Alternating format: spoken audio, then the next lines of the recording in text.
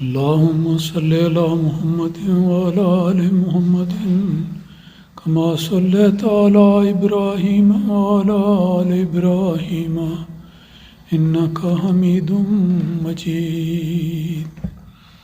اللهم بارك على محمد وعلى آل محمد كما باركت على إبراهيم وعلى آل إبراهيم إنك حميد مجيد.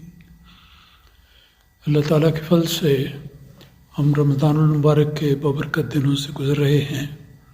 وقت بڑی تیزی سے گزرتا جا رہا ہے اور رمضان المبارک کے بارے میں اس میں ہمیں موقع ملتا ہے کہ ہم درس قرآن مجید کے علاوہ احادیث کے حوالے سے بھی رمضان المبارک کی برکات کا ذکر سنیں.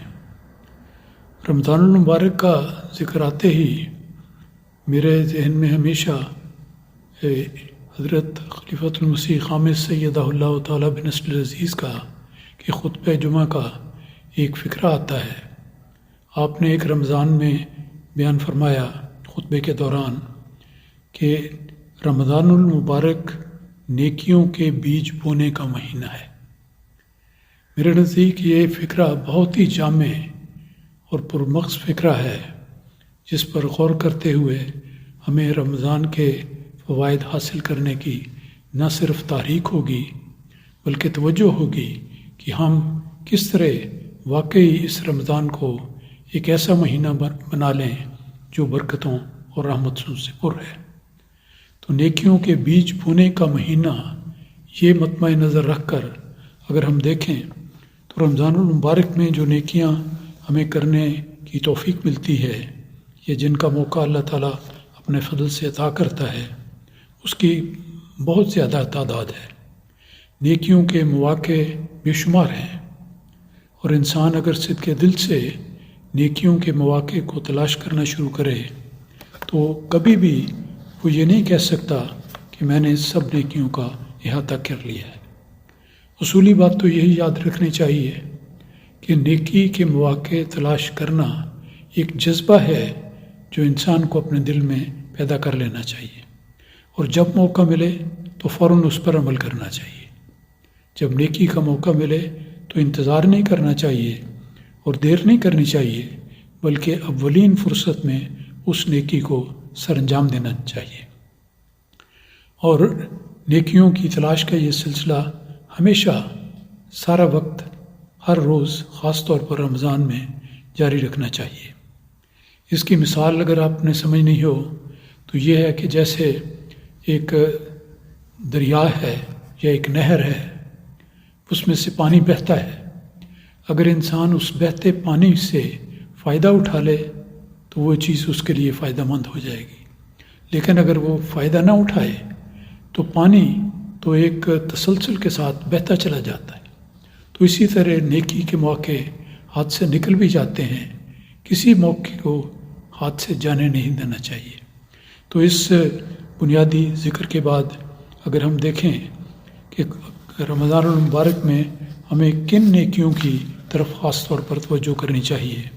سب سے اول تو روزہ ہی ہے، اس کو پورے التزام سے رکھنا. پھر رمضان کے مبارک دنوں میں قرآن مجید کی تلاوت کرنا، یہ ایک بہت بڑی سعادت اور برکت کا موجب ہے. قرآن مجید کا تعلق رمضان سے ہے. شہر رمضان الذی انزل فیہ القرآن اللہ تعالیٰ نے فرمایا. تو گویا ایک گہرا ربط بتایا گیا ہے کہ رمضان اور قرآن مجید میں ایک گہرا تعلق، ایک ربط اس میں پایا جاتا ہے. اس لحاظ سے تلاوت قرآن مجید پر غیر معمولی توجہ دینا یہ بہت ضروری ہے. قرآن مجید کی تلاوت کے لیے یاد رکھنا چاہیے کہ اللہ تعالیٰ نے قرآن مجید میں ہی رہنمائی فرمائی ہے. ایک جگہ فرمایا کہ ہر وقت تلاوت کر سکتے ہو تم. وہ قرآن الفجر کہ باقی نمازوں کے باقی التزام کے ساتھ وہ قرآن الفجر کے الفاظ ہیں کہ فجر کی نماز کے قریب وقت میں قرآن مجید کی تلاوت کرنا بڑا فائدہ مند ہے اور بڑا مقبول ہوتا ہے.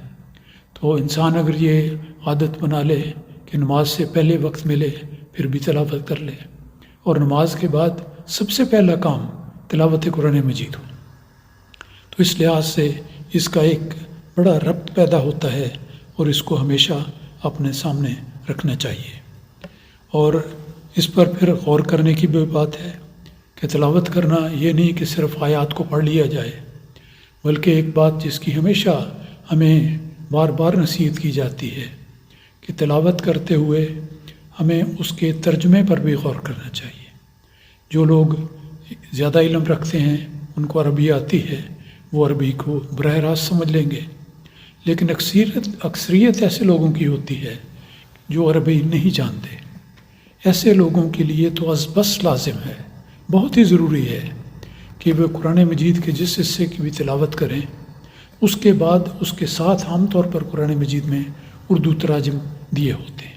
ایسا قرآن مجید حاصل کر لیں جس میں عربی کے ساتھ اردو بھی ہو، تو تلاوت کرنے کے بعد پھر اس کے عربی ترجمے پر ضرور نظر کرنی چاہیے، اور کوشش کرنی چاہیے اول تو قرآن مجید کا ترجمہ سیکھنا چاہیے۔ اگر پورا نہ آتا ہو تو ذہن میں مضمون کو زندہ کرنے کے لیے اور تازہ کرنے کے لیے یہ ضروری ہے کہ اسی وقت تلاوت کے بعد اس کے ترجمے پر نظر کی جائے، تاکہ انسان کو جہاں تلاوت قرآن کریم کی اور عربی الفاظ میں تلاوت کرنے کی جزا ملے گی، اس کو اجر ملے گا، اس کے ساتھ جب اس کا مفہوم اس کے ذہن میں آ جائے گا تو صحیح معنوں میں انسان کو معلوم ہوگا کہ میرا خدا مجھے کیا پیغام دے رہا ہے، کیا میری ضروریات ہیں، کیا میرے فرائض ہیں، کیا میری ذمہ داریاں ہیں۔ ہر باتوں کی وضاحت، سب باتوں کی وضاحت اللہ تعالیٰ نے قرآن مجید میں اس طرح کر دی ہے۔ تو ترجمے پر نظر رکھنا یہ تلاوت قرآن کریم کے ساتھ بہت ہی ضروری ہے۔ اور بھی باتیں آتی رہیں گی انشاءاللہ، لیکن اس کے بعد میں دوسری بتاتا ہوں کہ اس کے ساتھ نماز کا التزام کرنا، یہ پہلے میں ذکر کر چکا ہوں، اور اس میں صرف فرض نماز نہیں بلکہ نوافل، تہجد بھی، اور دن کے اوقات میں نوافل کی ادائیگی بھی بڑی ضروری ہے۔ ایک ضمنی بات میں تلاوت کے بارے میں عرض کر دوں کہ تلاوت کے لیے کوئی وقت ممنوع نہیں ہوتا۔ دن کا کوئی وقت ہو، رات کا کوئی وقت ہو، سورج طلوع ہو رہا ہو، غروب ہو رہا ہو، سر پر ہو، اس وقت نماز تو نہیں پڑھی جاتی، لیکن اگر انسان تلاوت کر رہا ہو تو اس میں کوئی حرج نہیں، بالکل اس کی اجازت ہے۔ تو یہ بات بھی یاد رکھنی چاہیے کہ سہولت ہے کہ انسان لمبی لمبی تلاوت بھی کر دے، اس میں کچھ وقت بدلتا چلا جاتا ہے، لیکن کوئی وقت ممنوع نہیں آتا۔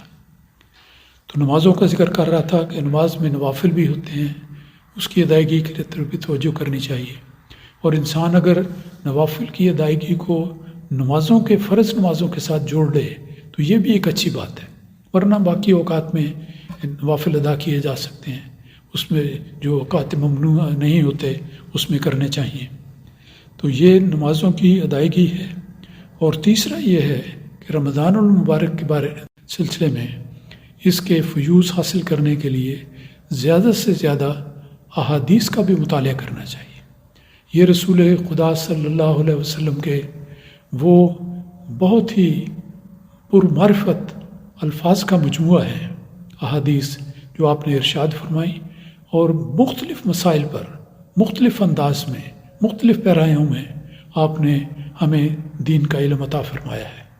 تو احادیث ہدایت کے ان 3 ذرائع میں سے ہے جن کا ذکر حضرت مسیح موعود علیہ الصلوۃ والسلام نے فرمایا کہ نمبر 1 تو قرآن مجید ہے جو اللہ تعالیٰ کا لفظی کلام ہے، پھر اس کے بعد نمبر 2 سنت ہے، آپ کی فعلی روش ہے، جیسے آپ کا طریقہ عمل تھا اس کا بیان ہے، اور تیسرے آپ کے ارشادات ہیں جن کو حدیث کہا جاتا ہے۔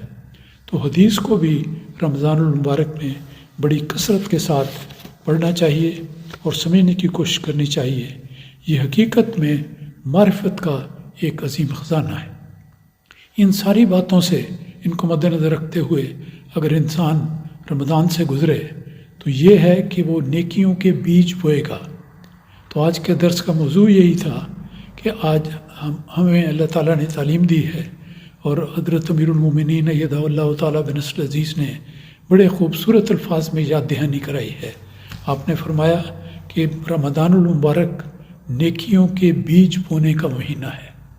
تو اس چیز کو اگر ہم اپنا موٹو بنا لیں، اپنا راہ عمل کا نشان بنا لیں، تو اس صورت میں ہمیں چلتے پھرتے یہ احساس ہوگا کہ کون سی نیکی ہے جس کو میں نے کرنا ہے، کون سی نیکی ہے جو مجھ سے اوجھل ہو گئی ہے، ان کی تلاش کریں اور ان کو کریں، اولین وقت میں کریں۔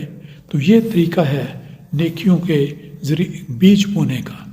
تو بیج کی مثال بڑی خوبصورت ہے جو دی گئی ہے کہ بیج اس طرح ہے کہ کسان زمین میں ایک بیج پھینکتا ہے، بیج میں جان نہیں نظر آتی، لیکن اللہ تعالیٰ کی تقدیر جب پانی ملتا ہے، اس کو مٹی میں دبایا جاتا ہے تو اس میں سے کونپل نکلتی ہے، پودا نکلتا ہے، پھل اور پھول نکلتے ہیں۔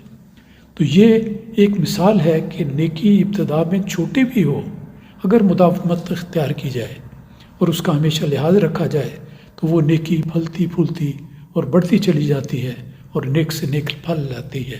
تو اس سلسلے میں یہ چند ابتدائی باتیں آج کے درس میں پیش ہیں۔